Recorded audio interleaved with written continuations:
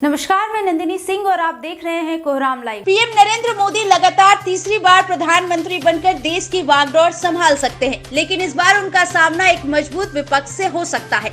अब तक के रुझानों के मुताबिक बीजेपी 543 सीटों में से 241 पर आगे है। वहीं कांग्रेस ने 98 पर बढ़त बना रखी है। भाजपा और उसके सहयोगी दल यानी एनडीए 296 सीटों पर बढ़त बनाए हुए है। वहीं विपक्षी इंडिया गठबंधन 227 सीटों पर आगे है। रुझानों से स्पष्ट संकेत मिल रहे हैं। मोदी तीसरी बार प्रधानमंत्री बनने के जवाहरलाल नेहरू के रिकॉर्ड की बराबरी कर सकते हैं। एग्जिट पोल के दावे पर जितनी जुबान उतनी तरह की बातें सामने आ रही है। ज्यादातर जुबान पर एक ही बात है, एग्जिट पोल पर भरोसा नहीं किया जा सकता। कई लोग चुटकी ले रहे हैं। साल 2019 के लोकसभा चुनाव में भाजपा अपने दम पर 303 सीटों पर जीत हासिल की थी। वहीं कांग्रेस 52 सीटों पर सिमट गई थी। भाजपा को इस बार झटका लगा है। 400 पार का नारा देने वाला एनडीए 300 पार के लिए तरस गया है। भाजपा को उत्तर प्रदेश और बंगाल जैसे राज्यों में काफी नुकसान झेलना पड़ा। वहीं महाराष्ट्र में भी विपक्षी गठबंधन का प्रदर्शन शानदार रहा। कांग्रेस ने इसे जनता की जीत बताया।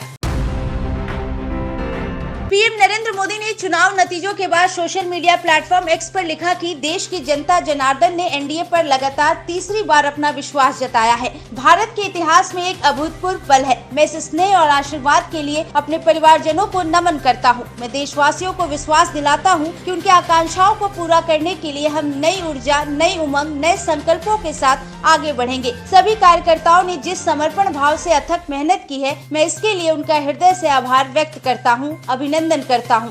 इस बीच गृह मंत्री अमित शाह ने चुनाव नतीजों के बाद एक्स पर पोस्ट किया कि भाजपा को तीसरी बार मिली ये जीत हमारे कार्यकर्ताओं के अथक परिश्रम का प्रतिफल है। भाजपा के लिए उनके कार्यकर्ता ही सबसे बड़ी पूंजी हैं। आप सभी ने जिस परिश्रम से उत्तर से दक्षिण और पूरब से पश्चिम तक गली गली घर घर जाकर मोदी जी के लिए जनता का आशीर्वाद मांगा है, वो सचमुच सराहनीय है। मुझ पे पुनः अपना विश्वास प्रकट करने के लिए गांधीनगर लोकसभा क्षेत्र की जनता को नमन करता हूँ। क्षेत्र के विकास व क्षेत्रवासियों की समृद्धि और उन्नति के लिए मैं निरंतर संकलित भाव से कार्य करता रहूंगा।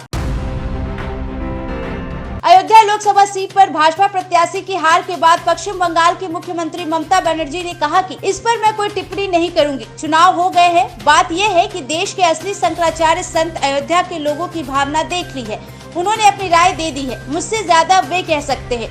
मुझे खुशी है कि प्रधानमंत्री ने बहुमत का आंकड़ा हासिल नहीं किया। प्रधानमंत्री अपनी साख खो चुके हैं। उन्हें तुरंत इस्तीफा देना चाहिए, क्योंकि उन्होंने कहा था कि इस बार 400 पार। मैंने हमेशा कहा था कि 200 पार भी होगा या नहीं पता नहीं। अब उन्हें टीडीपी और नीतीश कुमार के पैर पकड़ने होंगे।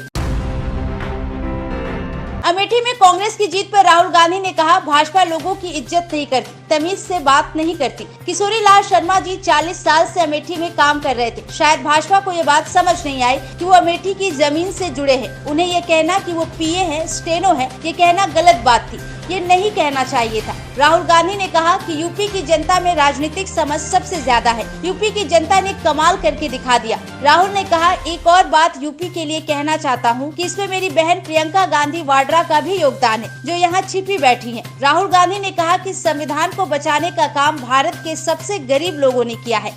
किसानों ने किया है, मजदूरों ने किया है, दलितों ने किया है, आदिवासियों ने किया है। बहुत सारे लोग इसे बचाने में चुप रह गए थे, लेकिन गरीब लोगों ने इसे बचा लिया है। उनसे किए वादे वे जरूर पूरा करेंगे।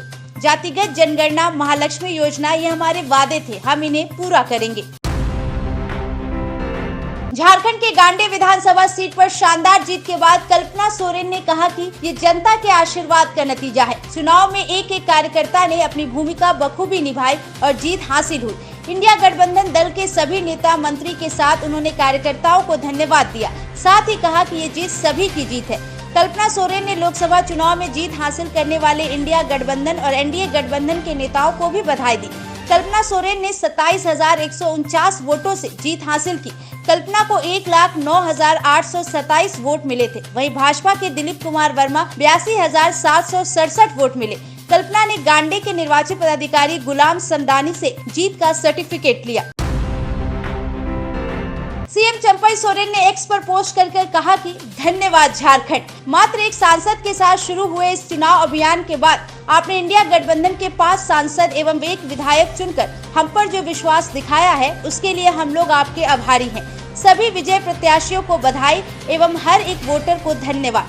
झूठे आरोपों, अफवाहें फैलाने वाले प्रचार तंत्र एवं तमाम साजिशों को दरकिनार करते हुए आप सभी ने इंडिया गठबंधन के प्रत्याशियों को जिस प्रकार आशीर्वाद दिया है वो हमारे लिए महत्वपूर्ण है। आप सभी के सहयोग से झारखंड के विकास एवं यहाँ की आम जनता की सेवा का यह अभियान अनवरत जारी रहेगा।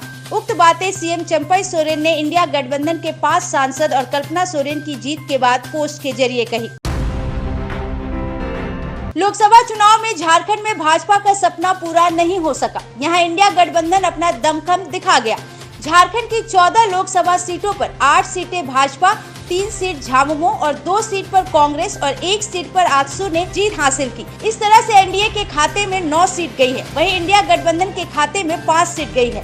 हालांकि अभी आधिकारिक पुष्टि होना बाकी है। पीएम मोदी 4 बार झारखंड के दौरे पर आए, यहाँ 5 रैली और रोड शो में हिस्सा लिया। भाजपा के कई दिग्गज भी यहाँ पहुंचे। भाजपा यहाँ 14 सीट जीतने का दावा कर रही थी। केंद्रीय मंत्री अर्जुन मुंडा और गीता कोड़ा जैसी हेवी वेट कैंडिडेट को भी हार का सामना करना पड़ा। पिछले चुनाव में भाजपा को 11 सीटें मिली थी। पलामू और चतरा में भाजपा की जीत हुई, वहीं हजारीबाग, धनबाद, कोडरमा एवं गिरिडीह में एनडीए के खाते में गया। राजधानी रांची में भाजपा की जीत हुई। भाजपा के संजय सेठ ने पूर्व मंत्री सुबोधकांत सहाय की बेटी कांग्रेस प्रत्याशी यशस्विनी सहाय को हराया है। जमशेदपुर सीट पर भाजपा ने हैट्रिक लगाई है। सिंहभूम सीट झामुमो के खाते में गई। गोड्डा सीट पर भाजपा प्रत्याशी निशिकांत दुबे ने जीत हासिल की है। वहीं दुमका और राजमहल सीट झामुमो के खाते में गई। राजमहल सीट पर जेएमएम के विजय हांसदा ने हैट्रिक मारी है। दुमका सीट पर झामुमो के नलिन सोरेन ने भाजपा प्रत्याशी सीता सोरेन को मात दे दी। लोकसभा चुनाव के नतीजों के बीच शेयर बाजार में गुजरे 4 साल में एक दिन की सबसे बड़ी गिरावट आई। घरेलू बेंचमार्क इंडेक्स सेंसेक्स और निफ्टी मंगलवार को करीब 6% तक गिर गए। चुनाव परिणाम से ये साफ हो गया कि सत्तारूढ़ भाजपा स्पष्ट बहुमत पा न सके। इससे पहले साल 2020 के 23 मार्च को सेंसेक्स और निफ्टी में लगभग 13% की गिरावट दर्ज की गई। उस दिन कोविड-19 महामारी के कारण लॉकडाउन का ऐलान किया गया था। पीएसयू, सार्वजनिक बैंकों, बिजली, उपभोक्ता वस्तुओं, ऊर्जा, तेल और गैस व पूंजीगत वस्तुओं के शेयरों में भारी मुनाफा वसूली के कारण शेयर बाजार ने मंगलवार को गोता लगा दिया। जियोजीत फाइनेंशियल सर्विसेज के शोध प्रमुख विनोद नायर ने मीडिया से कहा, इस तरह के नतीजों के बाद सामाजिक अर्थव्यवस्था पर ध्यान केंद्रित करने के साथ सरकार की नीति में एक बड़ा बदलाव होने की संभावना है, जिसका ग्रामीण अर्थव्यवस्था पर सकारात्मक प्रभाव पड़ेगा। ऐसे ही झारखंड और देश दुनिया की झटपट खबरों के लिए बने रहिए कोहरामलाइव.com के साथ।